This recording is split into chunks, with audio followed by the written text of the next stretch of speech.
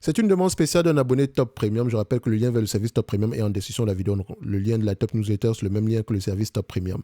Donc, ici, il me demandait de savoir quel est mon avis sur l'ENAR. Qu'est-ce que moi j'ai fait? Ça tombe bien parce que j'avais lu à peu près sur le secteur d'activité. Et donc, ici, je lui ai envoyé quoi? La note d'analyse pour l'ENAR ainsi que la note d'analyse sectorielle. OK, donc pour à peu près avoir une idée générale de comment est-ce que le secteur évolue en date d'aujourd'hui. Ce que moi je vais faire ici pour vous, je vais lire uniquement l'implication pour les investisseurs. Donc, qu'est-ce que je pense, enfin, comment est-ce que on devrait se comporter face à ce type d'industrie en date d'aujourd'hui? Quel type d'entreprise on devrait privilégier? Donc, alors, dans ce contexte d'incertitude, les investisseurs doivent adopter une approche sélective. Les acteurs du secteur capables de maintenir leur marge malgré des coûts plus élevés et des incitations soutenues apparaissent comme les plus résilients. Excusez-moi. Donc, les entreprises disposant de bilans solides, d'une forte flexibilité financière et d'une exposition équilibrée entre segments haut de gamme et entrée de gamme pourraient surperformer. L'attention doit également se porter sur la capacité des constructeurs à ajuster rapidement leur offre et leur prix selon l'évolution des taux hypothécaires et de la demande. Enfin, le cadre politique à venir pourrait générer de la volatilité, en particulier sur les valeurs les plus exposées à l'immigration ou aux chaînes d'approvisionnement internationales, notamment avec les tarifs, etc. Donc, vous avez toutes les informations. Ici, on parle de quoi? Construction résidentielle. Donc, le bois, etc. Si ça vient du Canada, il y aura des tarifs dessus. On dit que les maisons sont susceptibles de coûter plus cher. Or, on arrive dans un environnement où il y a des incitations à l'achat, dans le sens où on vous accorde ici des rabais. Tout simplement ici pour booster, pour un peu stimuler la demande. Parce que les taux d'intérêt, les taux hypothécaires restent assez élevés. C'est l'appréciation que je fais de ce secteur. Parce que quelqu'un, on va se dire ici, qui ne connaît pas le secteur d'activité, va arriver, va se dire, oh, 10 fois les bénéfices, c'est moins cher. C'est peut-être moins cher, mais je tiens à vous dire ici que le plus important, c'est de savoir où est-ce qu'on se retrouve dans le cycle. Et en réalité, personne ne connaît la réponse. Donc, qu'est-ce qu'on vend? On vend des maisons. Donc, c'est en lien avec quoi? La démographie. C'est en lien également avec quoi? C'est en lien avec à peu près comment on appelle ça? L'âge moyen des maisons. Quoique l'âge moyen des maisons également, c'est un élément positif, surtout quand l'âge est élevé, pour les entreprises comme Home Depot. Donc, il y a toujours un élément ici qui va au-delà des chiffres. Donc, la démographie est importante ici. Également, vous devez vous poser la question de savoir les coûts de production. C'est important parce qu'on doit construire. Si on doit construire, le coût du travail est important. Et le coût du travail ici, généralement, si ce sont des immigrés, ils vont généralement prendre des salaires moins élevés que ça. Or, si on arrive dans une période où on fait la chasse aux immigrés, etc., ça aura un impact sur les maisons. Donc, vous voyez, tout est lié. D'accord? Tout est lié. Si on se base uniquement sur les chiffres, on a l'information ça ne sert strictement à rien du tout, cette affaire-là. OK? Ça nous permet juste de savoir, est-ce que c'est une entreprise qui pourrait être intéressante à mettre dans la watchlist? Ici, on a une croissance des revenus. Très bien. Pourquoi? C'est la grosse question. Marge brute, stable. Très bien. Marge EBITDA, assez stable également. On voit ici qu'on a un spike en 2020, après la pandémie. Et donc, est-ce que c'est durable?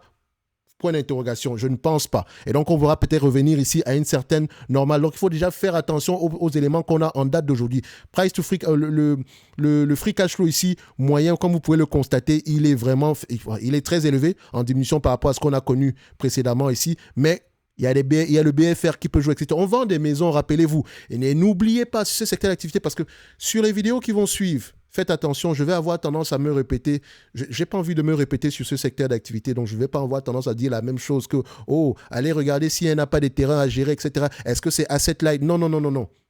Cette vidéo, ça sera à peu près, entre parenthèses, la référence, même si on ira à peu près très vite ici. Ce n'est pas le but ici de vous éduquer sur... J'essaie de brosser le secteur de manière rapide. D'accord? Si vous voulez en savoir plus, on se retrouve dans le service Top Premium, point barre. Donc, ici, sur l'ENAR Technologies, posez-vous la question, quel type de business model on a présentement? À qui est-ce qu'on vend nos différents produits? Est-ce qu'on est sur du haut de gamme, milieu de gamme ou bien bas de gamme? C'est important parce que haut de gamme, ils ont plus d'argent. OK? Donc, faites attention. Ici, sur l'ENAR, maintenant, ce qu'on observe, je ne peux pas faire confiance au free cash flow à venir si je n'ai pas regardé à peu près à quel niveau on se situe dans le cycle. Et qu'est-ce qui pourrait m'aider ici? Le volume moyen de vente de maisons. En moyenne, on vend, depuis la nuit des temps aux États-Unis, on vend à peu près, je prends un chiffre très bête, peut-être qu'on vend 100 000 maisons en moyenne par an. Quand le cycle est élevé, Ça peut être bien plus que ça. Quand le cycle est bas, ça sera à peu près bien moins que ça. Mais en moyenne, c'est 100 000. Donc, si on arrive dans une industrie où on est encore en dessous de la moyenne, ça veut dire qu'il y a encore une marge de progression. Surtout si la démographie à peu près est favorable. Qui achète les maisons? Ce sont des questions que vous devez également vous poser. Vous voyez, c'est pas juste des chiffres. C'est ce que je mentionnais hier dans la vidéo précédente. L'art de sélectionner ses actions en bourse. L'art du stock picking. C'est bien plus que des chiffres. D'accord? Le jugement est très important. Aller au-delà des chiffres, c'est déterminant pour la suite. Ça ne veut pas dire que vous n'allez pas vous tromper, mais c'est la meilleure manière ici de faire le moins d'erreurs possible. OK? Donc, Lénard Corporation, ici, vous avez fait croissance des revenus, etc. On a tout vu ça. Maintenant, quel est le prix auquel je devrais... pour moi, je dis bien pour moi, s'il fallait sélectionner Lénard, je l'attendrais à un prix qui se rapproche du tangible book value. Or, vous allez constater ici qu'en moyenne, Lénard, le marché paye combien de fois le tangible book value? Le marché, généralement, paye aux alentours de 1,7 fois le tangible book value. Sur les 10 dernières années, c'est combien? C'est 1,7 fois. Sur les 20 dernières années, c'est 1,6 fois. Sur toute la période de temps ici, c'est 1,7 fois. Donc, on va se dire ici, c'est 1,7 fois pour le tangible book value. Mais en réalité, le vrai deal, c'est quand aux alentours de une fois le book value. Et encore, il faut vérifier, le book value, il est constitué de quoi? Est-ce qu'il arrive à croître? Ce sont des questions qu'on doit se poser. D'accord? Ici, on a à peu près 24 milliards. Si je l'achète, si on me vend cette compagnie à 24 milliards, moi, je suis correct. Et vous allez constater une chose. La capitalisation boursière, le book value dépend de quoi on a bien dit price to tangible book value. Donc, dit autrement, c'est à peu près la capitalisation boursière divisée par l'actif tangible net. OK? Ou bien l'equity net, si vous voulez. Bref, vous avez compris ce que je voulais dire. Donc, c'est 24 milliards la valeur globale. Mais si vous regardez bien, c'est une entreprise qui a très peu de dettes. De telle sorte que, regardez, la valeur de l'entreprise se situe aux alentours de 26 milliards. Le prix en date d'aujourd'hui, c'est aux alentours de 115 milliards. Donc, si vous faites à peu près 24 milliards divisé par le nombre d'actions, ici, vous avez à peu près combien? Tangible book value. Voilà. C'est à peu près aux alentours de 90 $ l'action. Donc, le prix actuel pour Lénard n'est peut-être pas si mal. Ce n'est pas au niveau du 1 pour 1, le book value ici, mais ça commence à être intéressant. Ce qui veut dire, ça ne veut pas dire, attention, s'il y a retournement de cycle, le book value aura tendance à décroître. L'essentiel ici, c'est est-ce qu'il peut revenir aux chiffres qu'on a connus par le passé? Si la réponse est oui, on continue. OK? On ne cherche pas à avoir précisément raison, on va avoir le moins de tort possible. Maintenant, à quel niveau on se situe dans le cycle? Ça serait intéressant de voir à peu près quelle est les ventes moyennes de maisons ici par rapport les ventes actuelles de maisons par rapport à la moyenne sur 10, 20, 30 ans. OK? Donc, il me semble que si je ne me trompe pas, on est presque à la moyenne ici. Mais voilà, on peut rester à la moyenne pendant très, très longtemps également. Parfois même dépasser cette moyenne-là. Donc, il faut faire attention. C'est la raison pour laquelle il faut s'intéresser au secteur d'activité. Également, dans quelle zone géographique elles vendent les maisons? Parce que aux États-Unis, la population n'est pas également répartie. La majeure partie de la population ici, voilà, vous allez les retrouver dans des zones bien particulières. OK? Donc, ce qu'on va faire ici sur ce genre d'entreprise, je vais vous demander de ne jamais mettre une grosse partie de vos portefeuilles sur ce genre d'entité. Après, vous faites ce que vous voulez, mais franchement, faites attention, soyez prudents. Au prix actuel, c'est une entreprise c'est un prix intéressant. Maintenant, si le business continue à livrer la marchandise, là, je passe maintenant sur Fastgraph, admettons qu'on continue à générer à peu près le même niveau de... les attentes ici des analystes se réalisent. Attention, c'est le bénéfice net. On a également beaucoup de BFR ici, donc faites attention. D'accord? Donc, ça, c'est un bénéfice net ajusté. Ils ont tendance à faire des bonnes prévisions. En moyenne, si le marché paye 12 fois ce niveau-là, donc disons même qu'on se situe à 10 fois, ça veut dire que d'ici 2027, ça se réalise, on sera à peu près à 16 $ l'action, sans actualiser ni quoi que ce soit. OK? Donc, au prix actuel, c'est intéressant. Mais ça ne veut pas dire que le prix ne va pas continuer à baisser ou bien le cycle ne va pas se retourner. Il faut être prêt ici à subir une baisse de cycle. OK? Donc, notre véritable marge de sécurité, c'est le book value. Maintenant, vous pouvez choisir, vous allez payer quoi? Une fois le book value, vous allez l'attendre ici en dessous du book value. C'est à vous de voir. OK? Pour moi, Lénard Corporation paye une entreprise intéressante au prix actuel, mais il faut être prudent. Maintenant, pour ceux qui aiment le dividende, La question que vous devez vous poser, c'est quel est le dividende moyen qu'on verse en date d'aujourd'hui par rapport au free cash flow moyen. Donc, on normalise également ici. Est-ce qu'elle a les moyens de payer ce dividende, de continuer à payer ce niveau-ci, même si le cycle se retourne? On va se dire ici oui. En plus de ça, l'entreprise n'est pas endettée du tout. Donc, on aime bien ce qu'on voit en date d'aujourd'hui. Donc, pour ceux qui ont accès à la note d'analyse ainsi qu'au... enfin, la note d'analyse ici et enfin, les notes d'analyse, on va dire comme ça, parce qu'il y a l'analyse ici sur la compagnie et en même temps l'analyse sectorielle. Vous allez vous faire un avis par rapport à ça. OK? Ça vous permettra ici de commencer, ne pas commencer sur une page blanche, mais comme je dis toujours, doutez de tout parce que vous devez toujours avoir l'esprit critique. Si vous avez des questions par rapport à ça, laissez-moi savoir. D'accord? C'est à ça que ça sert le service Top Premium. OK? En supplément de ça, pour vous qui êtes dans la newsletter, je considère que toi qui regardes cette vidéo, tu as la possibilité de rentrer dans la newsletter parce que c'est gratuit. Le lien, il est là, OK, en description de la vidéo. Tu peux nous retrouver dessus. Alors, pour vous qui êtes dans la newsletter, je partagerai dans quelques jours comment on appelle ça, une analyse concurrentielle en me basant sur les 5 forces de porteurs ici sur cette industrie en date d'aujourd'hui aux États-Unis. OK? Ça vous permettra ici de pouvoir apprécier la concurrence quand vous allez... surtout pour pouvoir déterminer si l'entreprise a un avantage concurrentiel quand vous allez analyser cette compagnie en profondeur. OK? Donc, pour ceux qui sont dans la newsletter, voilà, je pourrais vous donner à peu près, vous allez avoir accès à cet élément-là. N'oubliez pas, si vous ne savez pas à quoi ça ressemble, allez sur les notes. Vous avez une playlist ici, notes d'analyse, OK, si je ne me trompe pas. Voilà, vous avez une playlist notes d'analyse sur cette chaîne-ci et vous allez voir à peu près ces différents éléments, OK?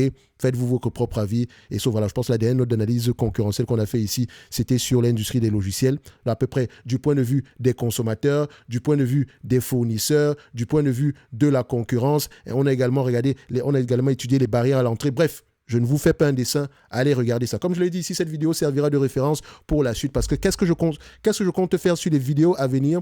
C'est simple. Je vais analyser très rapidement, quantitativement, les entreprises dans ce secteur d'activité, dans cette sous-industrie, home building, OK? Tout en vous renvoyant toujours sur la note d'analyse sectorielle, OK? Ainsi que l'analyse concurrentielle. D'accord? Et ceci n'est que mon point de vue et non un conseil d'investissement. Est-ce que c'est une entreprise qui mérite d'avoir une place dans notre watchlist? On va se dire oui, mais on sait également ce que cela coûte normalement. Donc, on va se dire ici, c'est simple. C'est un business qui est très cyclique, donc on ne veut pas l'avoir à n'importe quel prix. Donc, je vais l'actualiser. Malheureusement, ici, ça sera dans le segment Household Durable. OK, dans le Household Durable, vous avez ici les produits de la maison durable. Donc, vous allez avoir ici l'ameublement, comment on appelle ça encore, les maisons de manière générale ici. Donc, l'équipement pour les maisons également, ici, l'équipement et les électroménagers, ça rentre dans ce secteur d'activité-là. Donc, quand je viens ici dans ma watchlist, je vais directement dans Household Durable. Je mets ici mon price target. Ce que je vais faire... je vais être prudent, enfin, prudent entre parenthèses. Hein. Ce que je ferai, c'est ceci. Je vais normaliser les derniers résultats. Ça sous-entend ici qu'on va à peu près continuer au même niveau. Or, je sais littéralement que tant que le cycle est haut, c'est correct. Mais je sais également qu'en lisant les rapports financiers, les nouvelles ne sont pas très optimistes. Ça ne veut pas dire qu'ils sont pessimistes. On a un certain attentisme ici. Rappelez-vous, c'est un secteur d'activité qui a bien performé pendant que les taux d'intérêt étaient élevés. La vente de maison. Posez-vous la question de savoir si vous pouvez acheter une maison quand les taux d'intérêt sont élevés. La baisse des taux d'intérêt bas, c'est un élément favorable pour cette industrie. Or, elle a donné tort aux principes économiques de base. Tout simplement parce qu'il y a une demande très élevée ici. Très, très élevée. Donc, ce qu'on va faire ici, c'est simple. Nous avons un business qui est capable de rapporter à peu près, je vais normaliser les derniers résultats. J'ai fait vraiment attention quand on normalise. Soit on va prendre 10 fois les bénéfices. OK? Donc ici, sur les 5 dernières années, c'est 3 milliards 890 ici. On va le faire simple. Hein. On va le dire ici 3 milliards 900. 3 milliards 900 multiplié par 10 fois les bénéfices. Enfin, vous pouvez prendre 15 fois les bénéfices. Je vais mettre 10 fois pour être assez prudent.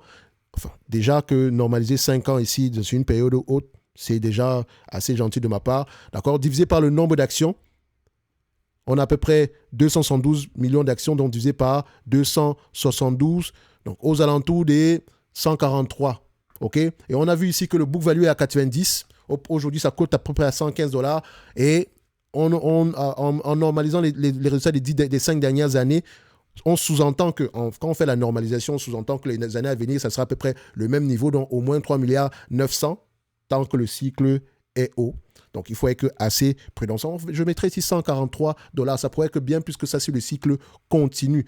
Donc, si je choisis d'investir ce genre d'entreprise, je ne vais pas aller avec une grosse partie de mon portefeuille et je vais jamais prendre un panier d'actions. Et il faut que je sois certain d'une chose, le cycle va se retourner. Et donc, je dois toujours également voir s'il n'y a pas une croissance sur le fond ici, une croissance séculaire. OK? Donc, $543 l'action, c'est ce que je mettrai ici. Donc, c'est pas 500, $143 l'action.